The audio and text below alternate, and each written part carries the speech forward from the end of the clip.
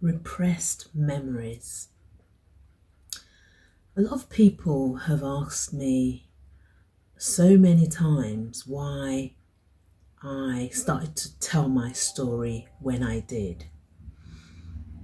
Some people even asked me if it was because of the Me Too movement and whether the memories that I am coming up with that I put in Hush to Raw were really true. In other words, the narratives, the stories that I put in there.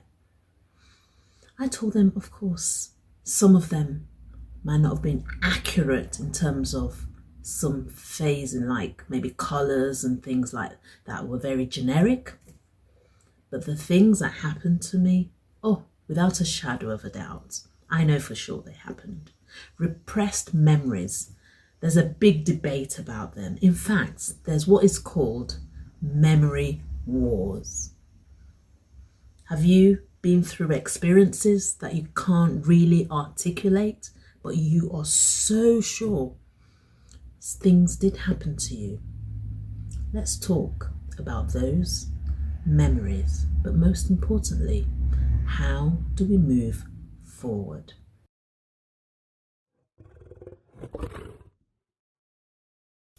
Hi everyone, welcome back to my YouTube channel, my Hush to Raw, your Hush to Raw channel, where I talk to you about everything to do with adverse childhood experiences, about the mind, but most importantly, the healing and how we can live a fulfilling life. I'm Toyin Okanuga. I'm the author of Hush to Raw. I'm also your self-realization mindset expert. Yes, that's me through and through. So today I'll be talking to you about repressed memories coming back, moving forward. Yeah, I've had a lot of questions because of course I'm not a child anymore, and things that I talk about were things that happened to me as a child. And of course there's a big debate these days about, Me Too, childhood sexual abuse, but abuse as children and adults talking. And I thought I would, talk to you about an aspect which I've also studied a lot in my psychology courses. I've done quite a lot of psychology course certificates, adverse childhood experiences, so in young adults. I've also done cognitive psychology, the introduction, and mental wellness. So I'm quite versed, but it's my story that's very poignant in here. Many of you will know some of my stories that I talk about. I talk about when I was taken suddenly from my foster parents at the age of 8. I'd been with them from 2 months old as a baby in the UK with a white family. I was the only black child in a city in a village of over 4,000 residents.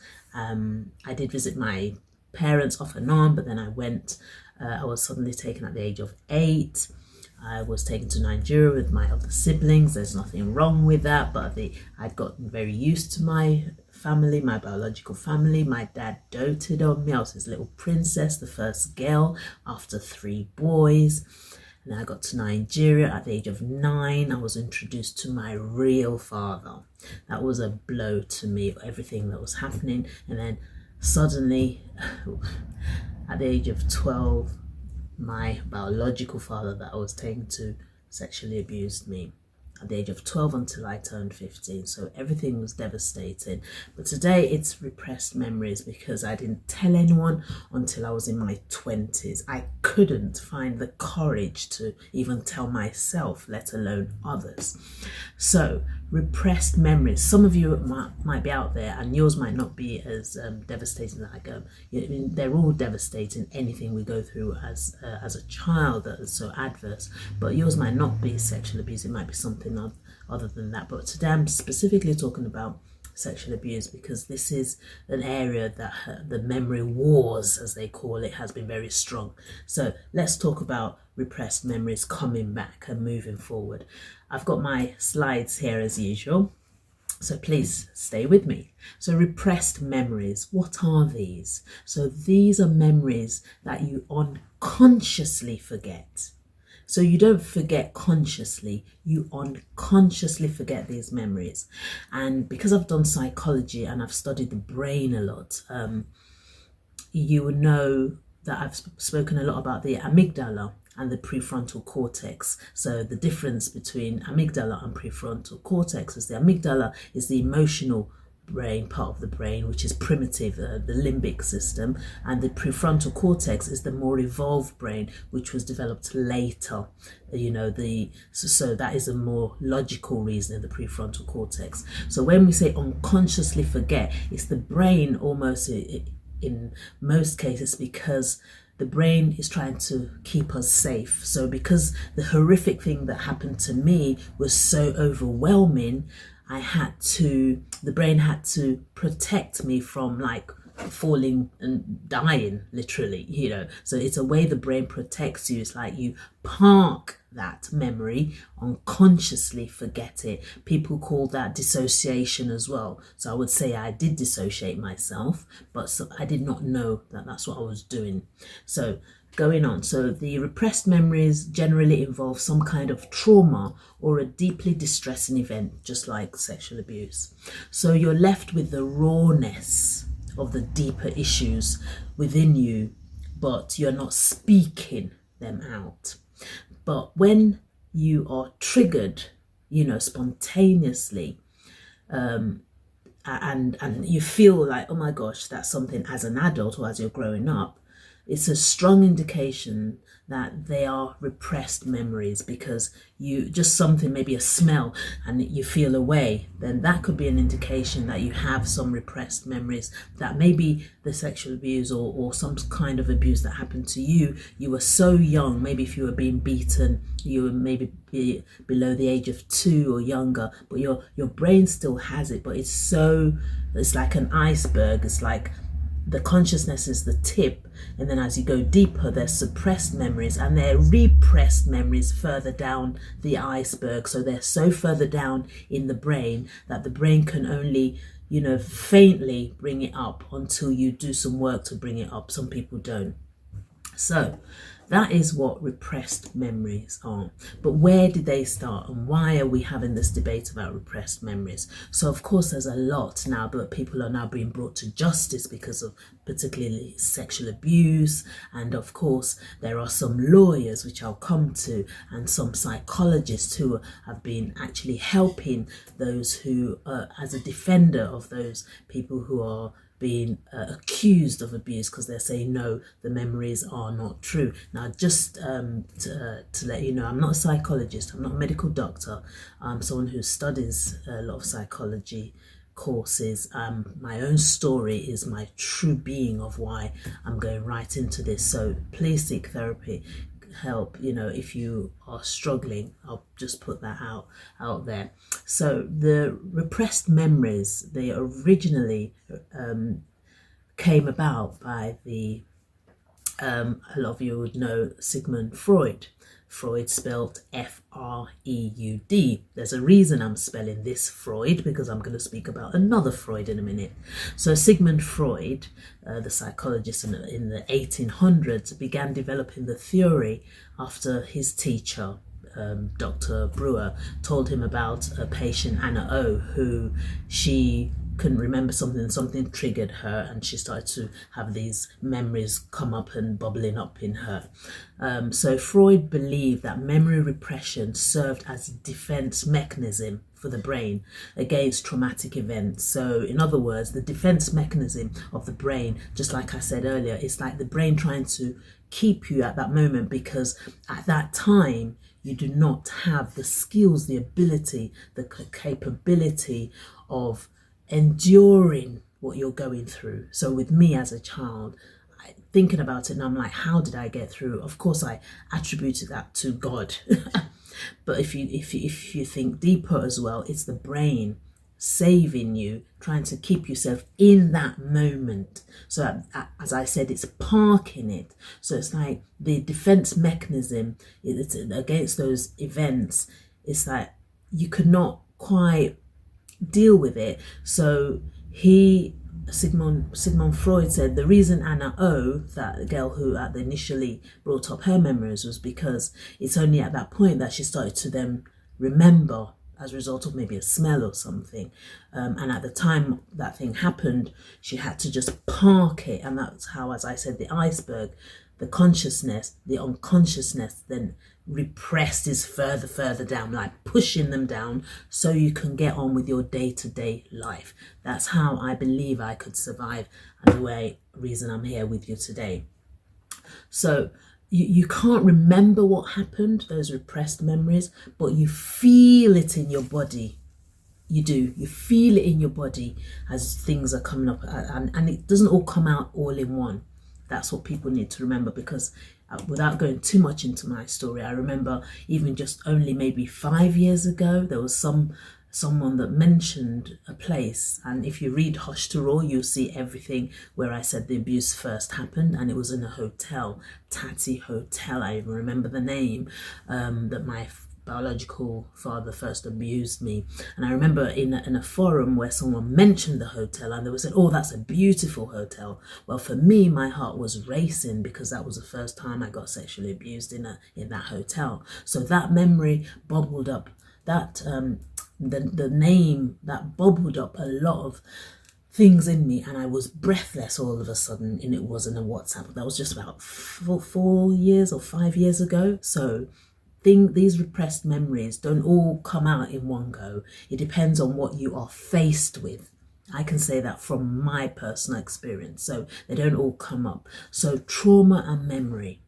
So our brain processes and stores memories, for sure. We know that.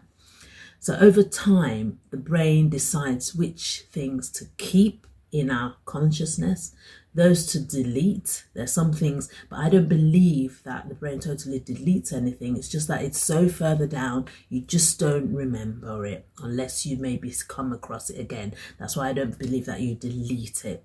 But you certainly suppress some things, and you most certainly repress some things. So stress and fear, they can cause your brain to vividly remember events to protect you later in life. That's because, so in other words, so the stress and fear, the amygdala that I'm talking about, the emotional brain is like knocking to say, hello, that happened to you before, so it's going to happen again. Sometimes it's actually false, because the emotional brain is keeping that for you. Sometimes there is no fear, but it keeps you in that past and makes you believe that you're going to face another fearful situation. Sometimes it could be valid, but those memories, it could be someone laughing. So in my case, growing up, just to say a little bit, because my father was so charming, he was so educated, he was so crisp with his words. Growing up, because he'd abused me, and he was also a churchgoer, I never really liked men who were very charming. And that sounds really awful, but because those were the attributes that my father had, and I knew what he had done to me, I saw that, that mask, that to cover. So anyone that was like that would stir up some emotions in me. So the memories were coming up like that. So the brain represses or pushes the traumatic memories aside, as I said, allowing people to move forward. So going a little bit into the brain, I'll say when the brain creates memories, I've got my notes here, in a certain mood or state, particularly stress or trauma like sexual abuse, those memories become inaccessible in a normal state of consciousness. So they're not in our, as I said, the iceberg again, they're not at the top, the tip, they're beneath. They are suppressed memories, and they can be best retrieved when the brain is back in that state. So what states? So in that state, it's the state that is normal, that you are now coming to that awareness of what happened. So a lot of scientists, they believe suppressed memories are created by a process called state-dependent learning. Yes, so state-dependent learning is like you are in that area and you've learned that, so it's like stored it for you. So the brain will sometimes hide those stressful or fearful memories, and it can be a protective shield for you in the short term. I emphasize short term because of my personal experience. Of course, I went to school. I still struggled to learn because my amygdala, the emotional brain, overtook my prefrontal cortex, which is my prefrontal cortex is our learning brain. I could not learn. It's a logical brain, evolved brain, but my emotional brain shut down my prefrontal cortex, and that's what trauma does. So I could not learn new information. So that is because I was always at heightened arousal, but the memories were there. And because these memories are often formed through that state dependent learning something that is awful in that way, they resolve in ensuring that they are only resolved when we know we need to get help. So if you're triggered by things, it means you've got memories that you can't quite articulate, but you need a therapist, a very good therapist, not a therapist that will preempt things for you, but a therapist that will listen for you to speak, and them not saying this happened, because then repressed memories might become false when they are saying, oh, did this happen? No therapist should tell you what happened. You should tell them. That's how you know they are good therapists. I'm not a therapist. So these are a few signs that you might notice in yourself to know that you have repressed memories. Am I saying you should bubble them all up and start? No. I'm just saying that if you are struggling in life, you're always fearful, you're always thinking negatively, you're a perfectionist and things like this, it could be that you have not dealt with some memories that you thought things happened, but you can't quite articulate. You just need some help so that you can resolve them and move forward. So these are some signs that you have repressed memories, and these are the things that were happening to me that I had to dig deeper into my life. It was a personal developmental stage that I got to, that I realized, Toyin, at some point in your life you were so intelligent, you were so articulate, you were so bold, and why are things happening to you? This is because in my case, I'd been abused when I was a lot older. Some people have been abused when they were so little, and that's why the repressed memories are even deeper. So these are a few signs. You might be a perfectionist. Everyone who knows me would know that I'm still overcoming that perfectionism, but I think I've overcome it, or say I will say I've overcome it, because I've written a book. And to be honest, when you write a book, you know that you're pouring your heart out, your heart out, and you are being vulnerable. You're courageous. So I would say I'm not a perfectionist in that respect. There's still some areas that I'm working on. So if you're a perfectionist, you don't like being corrected, or you don't like people catching you out to make mistakes, then there's a problem there. I'm not specifically saying it could be sexual abuse. I'm just saying there's still some healing you need to do in your life. Depression. So I could be around a lot of people, I'll still feel sad, I could tear up. Sometimes I'll stop talking to people and just be on my own, still get on with my life with my children and my husband then and everything, but I was depressed, but I didn't know. Anxiety, overwhelming fear. Oh my gosh, if you know BB and CC Winans, there's a song, if anything ever happened to you, how could I go on? Okay, I'm not a singer, but that song, if anything ever happened to you, I would sing it and cry, thinking if anything ever happened to my loved ones. I would always have the fear in advance. I would cry and cry to say, just in case something happened in the future. Things were not quite right with me. So if you have that anxiety and overwhelming fear of negativity in your life, then you need to look to see if there are some memories that you need to work on. Also, getting into repeated cycles of codependent relationships as an adult. So for me, I wouldn't say I got into, I've had just maybe as a boyfriend, maybe a few, but not a lot. But when I got married, I'm now divorced, I know that my relationship with my husband was a codependency type of relationship, because I had quite a lot of disease to please. I wouldn't say no when I would say yes when I meant no. I could be angry, I could be irritable. There were things that were going on that was not quite normal with my other friends. So panic and anxiety attacks, yes, I would have those. I was always holding my babies. They became like, people call them my handbags, because I'd never want to put them down. Thank you, Jesus. They are beautiful kids. They are healed. There's nothing wrong with them, thank the Lord. But I know that there was something wrong with me. So I had the inability to effectively control my emotions and manage my anger. So I did not set boundaries and all those things. So these are some signs that you might have repressed memories. So I would say look into them if you have come across any of those in your life, or you see other people and they're so bold, they're confident, they are competent and confident. So when I started to learn and I rewired my brain in terms of the neurons, I became competent, but I was not confident. And in order to strive, you need the two, for sure. You need more than that, but those are the two things you need at least to get on that footstool.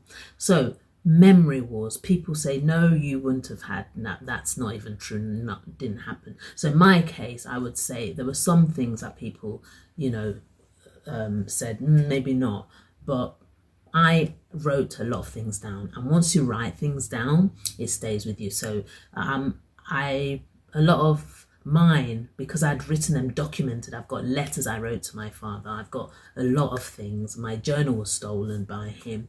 I would say you can't really say what I said was wrong because I wrote most of them down, but there's still some things that people would say, are you sure? You might not know the color of what people wore. You might not know what you had for breakfast. That does not mean that you cannot remember the abuse. That's what people need to realize. You will remember it, because why would that come to your mind so strongly and overwhelmingly so? I don't believe that someone can make that up in that way. I'm not saying it does not happen. As I said, I'm not a psychologist. Why? Well, they're still going on today with the debate with all those people that were accused of sexual abuse, people that support them. So memory wars, where did that come from? Well, I read recently about a family. It was quite sad actually, and it's called the Freud. So the Freud family, and that's why I spelt the other Freud for the psychologist. This Freud is spelt Freyd, and this couple, they started a foundation called False Memory Syndrome Foundation because of their daughter Jennifer accusing her father Peter of sexually abusing her. So Jennifer Freud, she's an educator, she's a psychologist.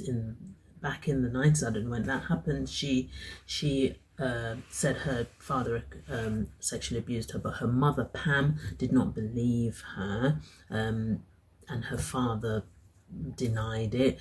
But it was very hurtful because her mum, did not believe her, and they set up they even went big on her and set up a foundation called False Memory Syndrome Foundation, so FMSF. Now another lady, Elizabeth Loftus, it was sort of like almost on the parents' side, but she's actually been in the media. She's been on TED Talk. She's actually, rightly so, said people who did not sexually abuse, she's been a defender in a good way in that respect. There have been also people who've said that she's not being fair to those who were abused, and she said they weren't. It's all a mix-up, and I don't want to go into the debate of the memory wars because it's a huge debate, but I can tell you that repressed memories are true. They are real, because your brain would trigger things that have happened to you that you can't quite articulate, and people who are very versed and who can speak very well might say, why did that not come up? Well, the brain doesn't work like that. So don't let people bully you to say that didn't happen to you, because that's not what you said yesterday. Of course, you have to be consistent in what you're saying, but you don't have to remember everything in one go, because that's not how my memory works. It's not how your memory works. But you need to now, how do we move forward? So when you start to feel triggers in that, as I did and everything, and the fear, even I could not really turn all the way back like that. Everything, my body was tight. I had tight nerves, and all my body was riddled with, I would say, trauma. You have to be in tune with your body. People say talk. I said talk. It is a huge benefit, not even benefit, it's a way that you can heal. But before you even talk, you have to sort of like get it out of your body. Why? Because the body keeps the score. As one of my favorite, most important author, Bezel van der Kolk, I've got his book here, please get it. I've got it, that is his book, and he goes into everything, and I cried when I read this book because everything spoke to me, most of these things. So, but how do you heal first? Is the body. Before talking about your trauma and everything, like before I came out, I'd actually gone for a lot of exercise in terms of being in tune with my body first, because everything stays stuck in your body. You need to get it out of your body first, so that your brain, the oxygen is sent to your brain so that it can release the amygdala to calm the amygdala. That's what your body needs to do before you even start talking. So you need to do that work yourself and with help. But I would say you need to do a lot of deep expressive work within you before you come out with those, and it will help you to come out with those memories that are stuck, that have been stuck. But be sure to get professional help. But in the meantime, you have to be your own healer of self. So what do you do? So the general tips to calm the limbic system, which is that emotional brain, to calm it down and let the prefrontal cortex and the mid brain to take control, is, in my opinion, I get up early, so take 5 minutes in the morning and evening. You can, rock yourself side to side, move your neck back and forth. This, you can also, you should meditate, and that's just staying still and breathing. So my breathing was very shallow when I didn't want to go there. Taking time to breathe. Music is a huge benefit, because you want to move that body that did not want to move, or when you felt that the power was taken away from you, when someone did something and you couldn't fight back. Now is the time not to physically fight, but you need to move your body, and sort of like, some people actually do kickboxing. It's a very good way, to move and get the trauma out of your body. Listening to music, dancing, but practicing those breathing. I've got it on here so you can see exactly those. So when you participate in some form of exercise for 12 to 15 minutes per day, it increases the amount of serotonin and dopamine. So these are the happy brain chemicals that release into your brain. You need so much to be released in to counterbalance the amygdala, the limbic system that's still holding you captive. It's like it's hijacked you, and it always wants you to feel that fear. But you need a lot of dopamine, a lot of serotonin. So all these things is what's going to make the brain chemicals come in to reduce the adrenaline in there. That's hyper, that for me as well. So body balance was one that I did years ago, which is a combination of yoga, Tai Chi and Pilates. Yoga, when I did that, it made me cry because a lot of things were coming up and I was writing them down. So these are so important if you've undergone any adverse childhood experiences, or you are seeing or experiencing those signs I said earlier that might indicate you have depressive symptoms, that might indicate you have repressed memories. So, oh Lord, this bit, prayer. Any type of spirituality, in my opinion. I have a relationship with God, and I spend no less than 20 minutes a day for my spiritual center of my brain to influence and calm the deeper regions of my brain. That is so important, to be still. I say the best motivational book you can ever read is the Bible. I promise you, Psalms and all those, read them. If you're not a Christian, I would say read other inspirational books, but you need to get the whole point in getting those repressed memories out is to calm the amygdala so your prefrontal logical brain can be in order, and then you'll see the result of that. So finally, I would say my inner work strategy Hoshto program. Please join me.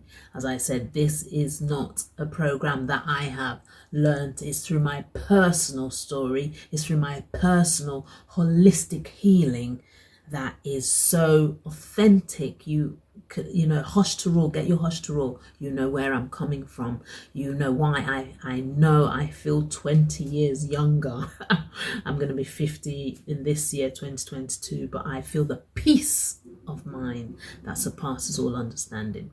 So guys, yes, please enroll. The details are on the screen. Reach out to me. Let's do that inner work so that you can live a beautiful life. You can give all what you have, because you can't give your kids, your friends, your husband, your partner anything if you don't have it within you. You've got to start with you before you help others. So guys, that's all from me today, but I love you, and remember that inner child, it really does have a voice. Don't suppress it. Don't suppress those memories when they come. Invite them and then put them on trial and see them, get help, and then let that voice roar. Thanks for watching.